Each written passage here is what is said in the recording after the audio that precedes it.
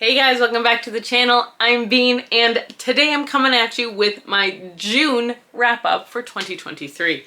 Now, in the month of June, I am pretty proud of myself. I actually managed to read 7 books, which, considering I've been trying to do a lot of things, we're still figuring out the house, we're still figuring out all sorts of things. Things are changing, and it's summer, so obviously everyone's always busier than normal during summer, or just all the time, really. It's what it's turning into. But I am pretty proud I was able to read 7 books in the month. And I did my own little miniature readathon, which was actually a lot of fun. So if you didn't see that video, the first half of it is already up. I haven't finished the readathon because it's all based on certain books that Instagram is picking for me to read, and I just haven't continued those books, so I'm getting there. I will get back to it though, I promise. Alright, so of these 7 books that I read this month, 3 were owned, 2 of them were ebooks, 1 a library book, and 1 of them was borrowed. So I borrowed it from Callie. I have since returned it, so I do not have it anymore.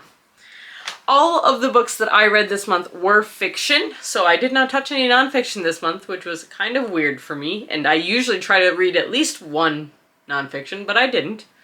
That's okay, I'm still getting back into reading. 1 book was a 5-star, and it is one of my new favorite books of all time, honestly. 2 were 4 stars, 1 was a 3.75, 1 was a 3.5, and 2 I DNF'd. So, did do that. I also ended up going with 4 genres here. I am giving you genres, but I wanted to clarify really quickly. When I say the genre, I am giving each book 1 genre, and I'm giving them the main genre that kind of goes with the story and how it was presented. So, I read 3 romance books this month, or last month, 1 thriller, 1 horror, 1 historical fiction, and 1 gothic mystery.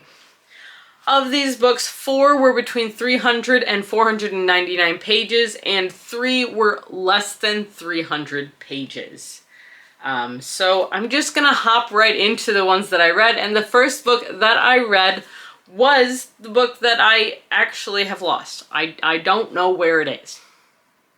I know I own it because I read the physical copy of it, and now I just can't find it.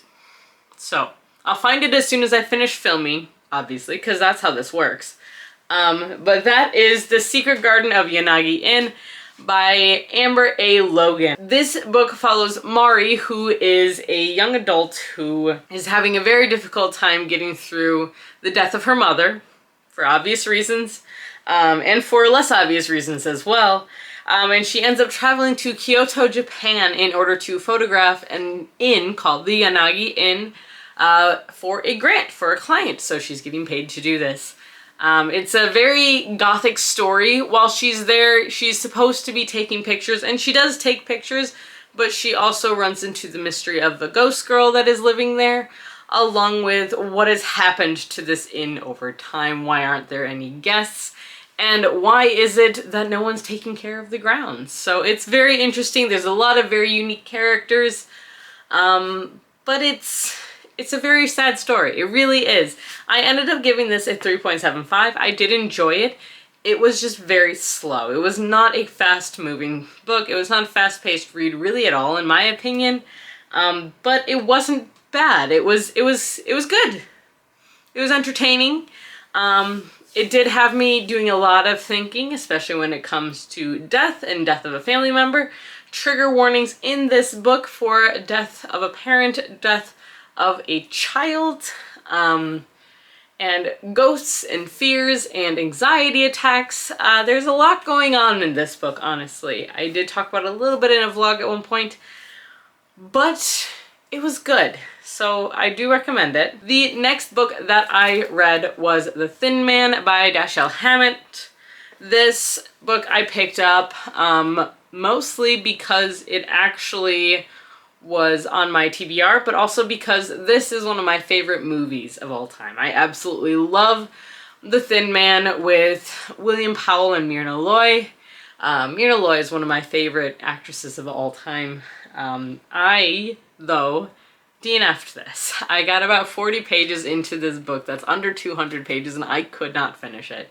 I went in knowing that it was written in the 1930s, and that's why I couldn't finish it. I couldn't really handle how they were talking about people. It just, what they changed in the movie versus the book, I get it, and I prefer the movie. So I'm gonna stick with that, and I decided I didn't need to continue reading this. For those of you who don't know, The Thin Man is the story of Nick and Nora Charles, who are a married couple.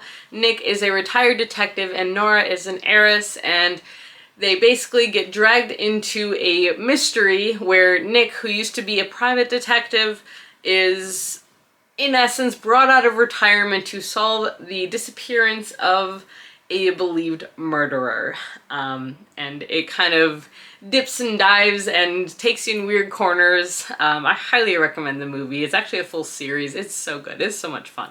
But it's very sarcastic, very witty, very dry humor, but it's 1930s, so it was fun. The next book that I read was an ebook, and that was The Scarlet Circus by Jane Yolen, with an introduction by Brandon Sanderson. Now, Jane Yolen has written so many books, and this is one of her series of short stories that she wrote.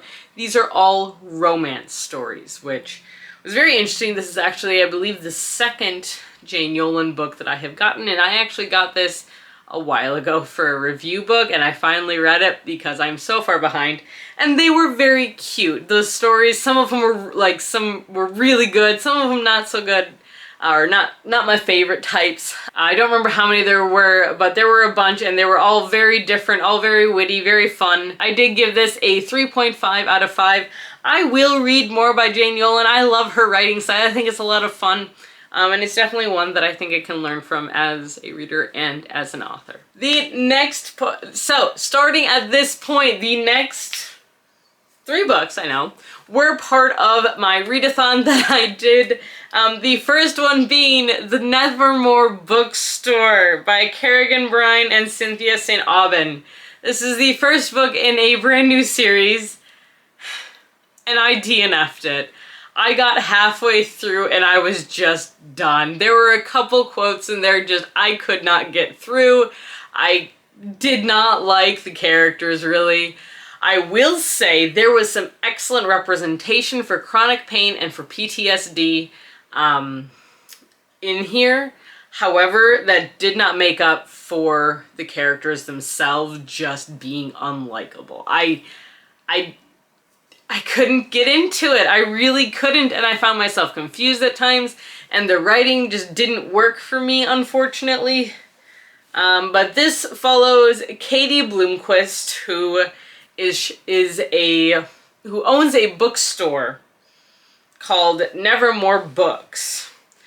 And she basically lives off the fact that every Thursday night, a mysterious customer calls and orders a custom box of books that's basically keeping her store afloat.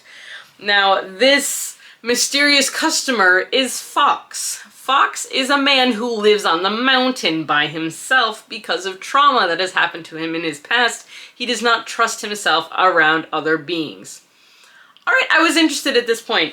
And then Fox is on the phone with her when there is a break-in at her bookstore and he cannot help. And so the story kind of snowballs from there.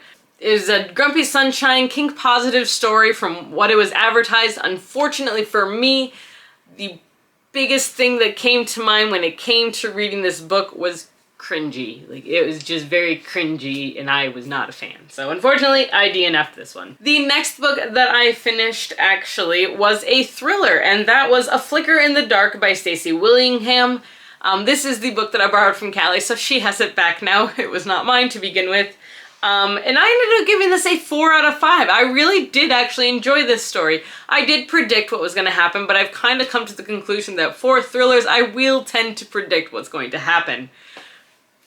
It's just kind of how it is. They have a certain flow that they follow, and that's just how it goes. I have yet to be completely surprised by a thriller. So if you have any recommendations, let me know, please. So this story follows Chloe Davis, who was, when she was 6 years old, right? No.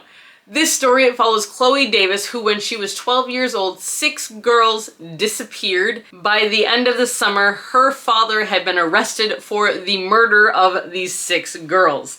Now, 20 years later, she has cut all communication with her father, and then murders start happening very similar again near her. And it's all trying to figure out what happened. She's now a psychiatrist, and she is trying to move on with her life, and it's a very interesting story. There were a couple things that didn't really make sense to me, I guess, by the end, which is why I can't give it a 5-star. But I was captivated by this book, and I did read it in one night. So it was good, but it just wasn't excellent, I suppose. It was a bit predictable. There were some interesting things that happened that I did not see coming, but that's why I got a 4 out of 5. The next book, I'm so excited about this book. The next book that I read, I actually own, but Callie is borrowing it right now, so I don't have a copy of it. And that is A Witch's Guide to Fake Dating a Demon, the first book in the Glimmer Falls series by Sarah Hawley. This is one of my new all-time favorite books. This was so much fun. I had such a great time reading this story. It is exactly what it sounds like. It follows Muriel Spark, who is a witch who was prophesized to be one of the most powerful witches, and yet she has problems with the simplest summoning rituals. And when she's practicing summoning one day, she goes to summon a bag of flour and accidentally summons a demon into her living room. Oops. And this demon is Ozroth, the Ruthless, who is a legend among demons for being ruthless. Until a bargain that he made went awry, and there is something wrong, but he doesn't know exactly what it is. Or we don't know exactly what it is right away. I mean, you figure it out pretty quickly. But basically, he is not able to leave until he makes a bargain for her soul, which she is unwilling to part with. So now they're just stuck near each other, because if he gets too far away, he feels a lot of pain. And it's just, watching these two stumble around was honestly like the cutest thing in the world. I adored this book. This book was so much fun, and I really, really loved it. I really, really did. There is a sequel to it that will be coming out that is following the best friend of Muriel.